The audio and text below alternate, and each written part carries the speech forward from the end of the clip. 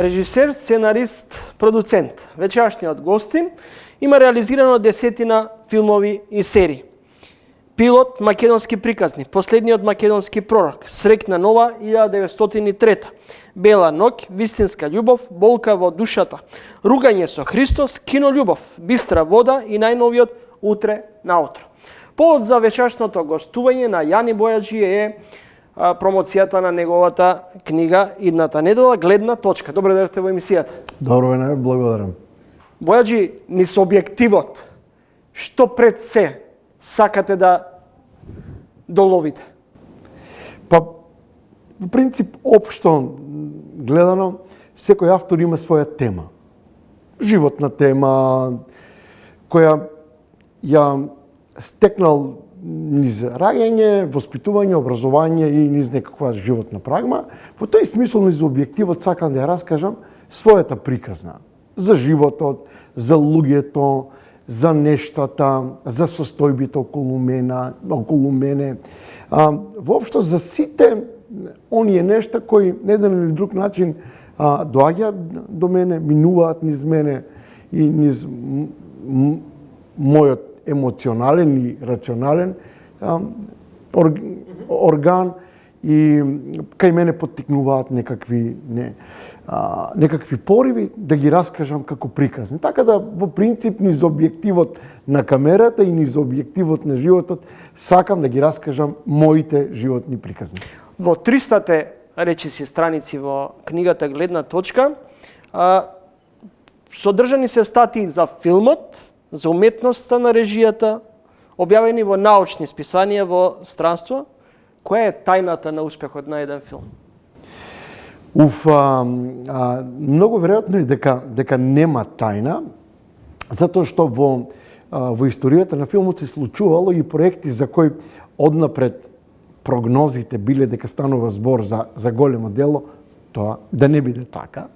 Исто така има многу случаи кога проекти кои биле подценети, потфрлени, на еден начин не скренувале внимание однапред, на крајот да бидат вистински уметнички дела со меморија до ден денешен. Така да во најголем случај нема тајна за тоа како се прави филм, освен една единствена, тоа е најважната состојка, како и во многу други дела, љубовта. Ако сценариото е најважно за режисерот, може да ви се случило или може да ви се случи, например, да не ви се допадне сценариото и да речете не го работам? Ми се случило неколку пати, сум го направил најискрено, иако јас главно работам според своји сценарија. Главно јас ги пишувам сценаријата, иако сум работел... Не прифаќате туги сценарија? Не, прифаќам и сум работел по туги добри сценарија. Поточно, сум работел по туги сценарија со кои сум имал идентификација со темата. Затоа што ако јас се идентификувам со некоја тема, во тој момент престанува да биде важно дали сум јас ја напишал или некој друг. Знаете, добрата идеја нема господар. Или ако видам, ако препознам добра идеја, во истата секунда на најбрутален начин таа идеја станува моја. Така да во тој смисол во мојата работа се смета дека за добар филм се важни 3 работи. Првата е добра сценарио, втората е добра сценарио и третата е добра сценарио. Бојаджи, ако Кинољубов е вивисекција на животот на уметниците денес, каков е животот на актуелните уметници според вашата призма на гледање? Општо земено во глобални рамки, како и целото општество, проче, уметноста како еманација, нели како огледало на општествената стварност е пред голема раскрсница. Практично, мислам дека ние во момент живееме климаксот на промените во светот, во светот, нели како глобално општество и во општата светска идеја за тоа што е уметност. Реално ние во последните 40 години живеевме во едно време во кое главно се создаваше нарачана уметност. Колку сега тоа да звучи чудно, но 90% од светската кинематографија беа нарачки од општествени, ајде да кажеме, економски или политички центри на моќ. Во последните 40 години во Европа и во Америка општествените, економските и политичките центри на моќ беа во взаимна врска. И така да ние живеевме 40 години во време во кое тврдам 90% од се што беше произведено во Европа и во Америка во филмската индустрија беа нарачки. И во овој момент мислам дека ја живееме промената во која уметниците ќе бидат оставени самите на себе си. Бугарскиот режисер Георги Дулгеров, кој бил всушност и ваш професор, во една прилика рекол: кога ќе се најдеш на раскрсница помеѓу вистината и приказната, тргни по приказната. Тука можеби ќе пронајдеш некоја вистина. Што доминира кај вас? Фантазијата, фикцијата или вистината? Благодарам за прашањето. Јас имав неверојатна среќа да бидам студент на последната класа на професор Георги Дулгеров, кој е студент на РОМ, на универзитетот во Москва, на познатиот ВГИК, каде што студирал заедно со Тарковски, со Кончаловски, и целата една идеја за кинематографијата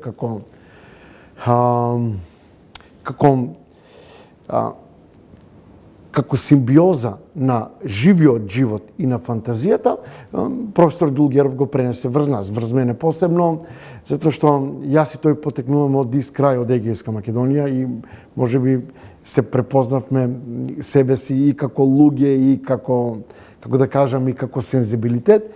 И во тој смисол го послушав и секојаш сум му благодарен на мојот професор, на Георги Дулгеров, затоа што секојаш, ама секојаш кога ќе дојдам на раскрсница помеѓу вистината и приказната, тргнувам кон приказната. Да не се лажеме, во нашата професија, во филмот и во телевизијата, вистината е непотребна работа. Според мене вистината е преценета работа. Од секојаш човекот сакал повеќе да слуша приказни отколку да ја слушне вистината. Во тој смисол, јас како раскажувач на приказни, како режисер, секојаш тргнувам по приказната, а не по вистината. Колку македонската кинематографија е уникатна денеска? Дали е доволно препознатлива надвор од границите на државата? Има неколку причини кои мора да се елаборираат одделно, за да може да разбереме што се случува во овој момент сега.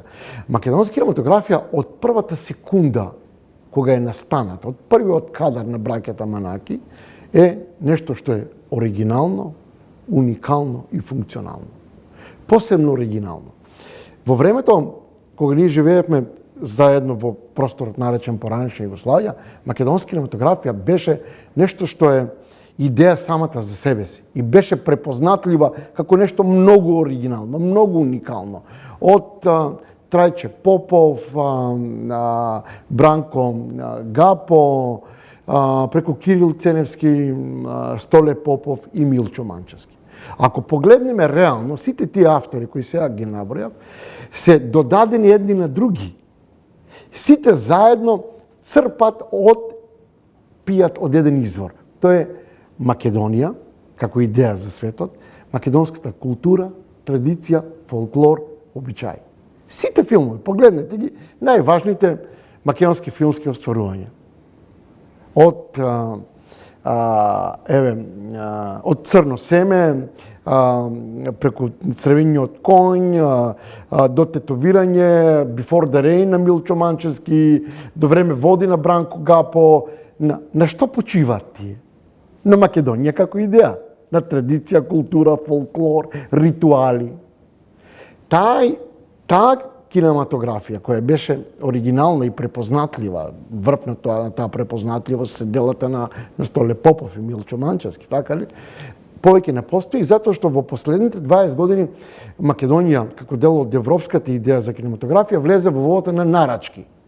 Така да во последните 20 години во Македонија се снимаат филмови по нарачки.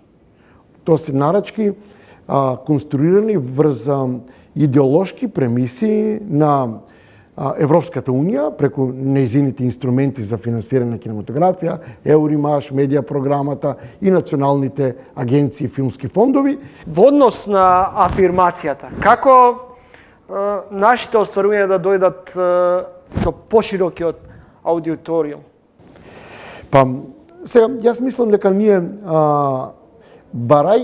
обидувајќи се себе си, да се представиме на светот како светот од нас очекува да бидеме представени, заборавивме на тоа дека се што работиме, го работиме за Македонија. Затоа што ако некој од нас има илузии, дури и најуспешните, како Милчо Манчевски, дека ќе бидат запишани во британската енциклопедија на режисери важни за Британија, во американската енциклопедија за важни режисери на Америка и така натаму, тоа нема да биде така. Затоа што тие си имаат своји автори, кои ќе ги запишат во своите енциклопедии со приказните раскажани за нив. Да не се лажеме. Да немаме илузија на таа тема.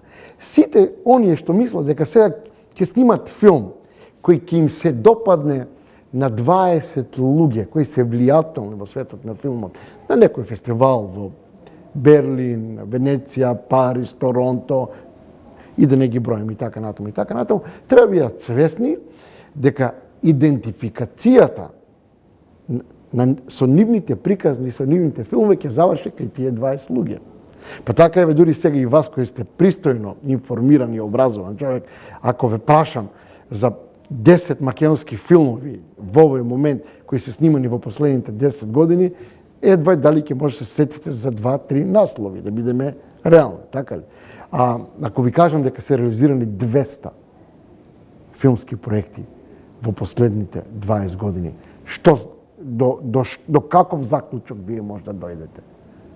До заклучок дека ние сме инвестирале во нешто кое било никому не нужно.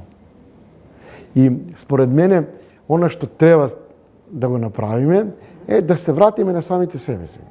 Да ги раскажеме своите приказни за себе си. Следите три гости во емисијата Јани Бојаджи, режисер, сценарист, продуцент.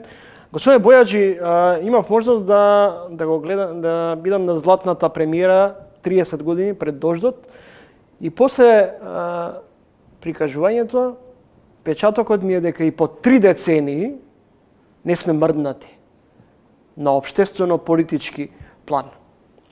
На што се должи оваа закоравеност натрешно? Па, јас не мислам дека... И во менталниот склоп, и во вокабуларот. Да. Па, јас не мислам дека се работи за закоравеност. Да. Сметам дека се работи за тоа што сме во суштина. Значи, убаво е ние да сакаме да се погледнеме себе си од некоја друга гледна точка. Нели? Да се погледнеме себе си поинакви од тоа какви навистина сме. Но реалноста ќе не врати пред 30 години назад. Нашиот проблем... И тогаш нема да се запрашаме зошто тапкаме во место? Тапкаме... Јас не мислам дека тапкаме во место. Ние се движиме напред, нели? Но се движиме во погрешен правец. И ние се движиме кон пространства кои секојаш водат до зид. И на секој 7, 8 до 10 години ние ќе дојдеме до зид и ќе се вратиме повторно на почетната точка пред 30 години, нели? Кажав пред малку, ако ние продолжевме дури и во кинематографијата, таму каде што почнал пред дождот далечната 1994 година, што е пред 30 години, да ја заборавам, кај ќе ни бил крајот. Нели? Ако ние само сите кои после Милчо Манчевски, после Столе Попов, сме имале можност да раскажеме приказни низ со алатките на филмот, ако сме само го следеле пред дождот, кај ќе ни бил крајот. За жал, ние воопшто не сме сакале да се подучиме, нели, од тоа што го направиле други пред нас. Оно што го направил Милчо Манчевски пред 30 години. Сме тргнале во погрешен правец и евене, нели, животот е суров. Ако ти се обидеш да прескокнеш етапи од животот, тој ќе те врати назад. Тебе не врати животот 30 години назад. Ништо ново. Дел од филмските критичари, вашиот филм Ругање со Христос го оценија пред неколку години како скандалозен, без уметничка вредност и оти ги навредува чувствата на албанците, оти војници на ОНА се представени како насилници и силувачи. Вие на овие ваши забелешки искоментиравте дека станува збор за реваншизам. Уметноста која се финансира од јавни пари, од државни пари, од данокоплаќачи, носи одговорност со себе си, дури и кривична. Ако вие пари кои сте ги земале од општеството, од данокоплаќачите, од вас, од мене, и сте ги потрошиле за нешто друго, а не за тоа за кои се наменети, а не сте одговарале 20-25 години, вие продолжувате да го правите тоа, веќе создавајќи позиција на моќ. Да бидеме реални, јас во истото ова студио, во истата емисија, го гледав вашето интервју и со Милчо Манчевски. Во однос на тоа се согласувам со него 100% дека станува збор за салиеризам. Во Македонија има една група на луѓе, тоа се неколку луѓе, тоа се 4-5 луѓе внатре во друштвото на филмски работници на Македонија, кои себе се од позиција на моќ, тоа се деца на црвената буржуазија, си земаат за право, затоа што имаат моќ, си земаат за право да определуваат кој во Македонија е уметник и кој во Македонија воопшто може да снима. Нивната дрскост и нивниот салиеризам. Знаете што е салиеризам, нели? Тоа е порив на еден уметник да уништи друг уметник за само тој да остане како траг во времето дека постоил како уметник. Тие луѓе прво го уништија Столе Попов пред 10 на години со филмот До Балчак. Секој кој може нив да ги загрози како уметници, како творци, тие буквално го уништуваат. Така го уништија грандиозниот До Балчак на Столе Попов. Го уништија филмот. Филмот не доживеа премиери, филмот не доживеа дистрибуции, ништо. Замислете, го уништија Столе Попов. Следното беше Милчо Манчевски. Гледате како тоа се случува етапно, чекор по чекор. И ако ние најпосле не разбереме дека не смееме да бидеме заложници на салиеризмот и на лукративниот интерес на 4-5 луѓе внатре во друштвото на филмски уметници, кои во последните 25 години сите заедно потрошиле околу 80 милиони евра за различни филмски и телевизиски проекти. Повторувам, 80 милиони евра. Каков е повратот? Тие луѓе 25 години имат своји продукции со еден вработен. Замислите, Македонија, малата и сиромашна Македонија, во нив вложила преко 80 милиони евра, тие не успеале да одржат продукции ни со еден вработен. Разбирате ли сега зашто ви збора? Тие не развиле студија, тие не промовирале дебитанти, тие не промовирале нови вредности, тие не промовирале ниту еден костимограф, сценограф, композитор од Македонија, ниту една додадена вредност. Се што направиле било лукративно. Земале средства од општеството, снимале филмови такви какво што снимале, никој не ги видел во Македонија тие филмови, нели? И се случува тоа што се случува. Јас само ќе ви кажам еден куриозитет. Пред 7 години, пред тие луѓе да ги земат сите полуги преку друштво на филмски работници во Агенцијата за филм, Агенцијата за филм имала 9,5 милиона евра буџет годишен. На последниот ден од нивното владење на партијата СДСМ, буџетот беше 2,5 милиони евра.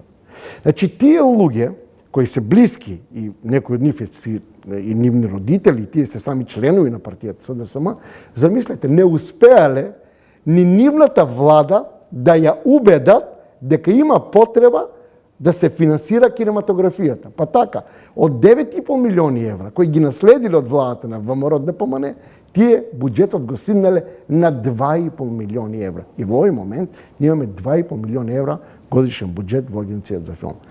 За да ние повторно го убедиме општеството, да ние повторно ја убедиме владата да финансира во нас, ќе ни треба многу време. Ќе ни треба многу напор И ќе треба да одиме чекор по чекор и да покажеме преку дела дека заслужуваме општеството да финансира во нас. Господине Бојаджи, имате напишано 50 колумни од сферата на театарот и филмот во Нова Македонија. Сте биле еден од потписниците на меѓу групата 50 интелектуалци против Преспанскиот договор кој беше подпишан со Грција. Што ви е лошо или што ние лошо видовме од договорот со Грција? Каде гледате и во договорот, например, со Грција, и во спогодбата со Бугарија? Па, гледайте сега, во принцип, исклучително е едноставна позицијата на македонци по род да ја бранат Македонија и македонското во себе си. Многу е по-комплицирано ако вие не сте 100% македонец по род. Јас сум дете на мешан брак. Јас сум роден во билингвална средина, каде што сум роден со два јазика, кои не се сродни патем, и кој бил од мали нозе, од дете, воспитуван да биде толерантен кон различните од него, внатре во семејството и во најблиската околина. Во тој смисол, секој обид мене да ми објаснува некој за тоа дали треба да имаме разбирање кон другите, не потребен, затоа што јас така живеам цел живот. Во моето семејство и ден денеска е нормално да побарате алати, да ви дадат сол, наместо автобус да кажете леофорио, наместо добра ноги да кажете калинихта, за мене и ден денеска тоа е сосема нормално. Јас живеам во македонско-грчко семејство, каде што живеат македонци и грци, изборуваме два јазика. Од тука натаму, секој обид да направам дистинкција помеѓу грци и македонци е надвор од мене самиот. Јас никогаш во животот не сум ги бранил македонците, затоа што сум голем македонец. Не сум. Јас сум ги бранил македонците затоа што по овие прашања биле во право. Јас сум ги бранил македонците по сите овие прашања затоа што биле помали и од едните и од другите. На поголемиот, почитуван гораст, не му треба помош интелектуална, мисловна, образовна. Поголемиот има сила, има моќ, има оружје, има војска. На помалиот му е потребна помош, не на поголемиот. Тоа беше мојот порив зошто да бидам на страната на македонците во врска со споровите кои ги имаат со Бугарија и со Грција, и со Албанија, и со Србија, и со било кого во светот. Инаку, реално, бидејќи ги познавам и грчките и бугарските општества, јас студирав во Бугарија, живеев во Бугарија, дипломирав во Бугарија, магистрирав во Бугарија, докторирав во Бугарија. Јас бугарското општество и бугарите ги познам исто колку и македонците, зборувам бугарски исто колку и македонски, зборувам и читам и пишувам грчки исто колку македонски, ја познавам Грција и грчкото општество исто колку и македонското. Во тој смисол, секој обид да размислувам поинаку, освен како образован човек, како човек кој во суштина работи со сопствените емоции, и да не бидам свесен на емоционално ниво дека на македонците им се прави неправда, тогаш извинете, било што човечко во мене престанува да постои. Факт е дека на македонците им се прави неправда, голема неправда. И не постои аргумент на светот кој може да ме убеди во спротивното. Јас сум уметник. Во принцип сум секогаш на страната на помалиот, на послабиот, на онеправдениот. И се додека можам, ќе бидам на станата на помалите, на послабите и на онеправдените. А ако некој негира дека македонците не се во неволја во последните 120, 130, 150 години од Берлинскиот конгрес па до денес, тогаш тој или не знае историја, или е злонамерен и кон македонците, и кон сите други на овој свет. Благодарам за разговорот и гостувањето. Благодарам, ми беше чест. Следите тренинг во продолжение еве што ќе гледате.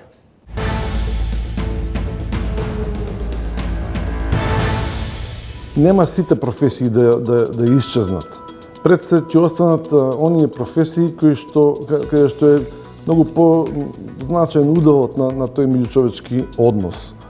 И такви се лекари, ама и повеќе негователи,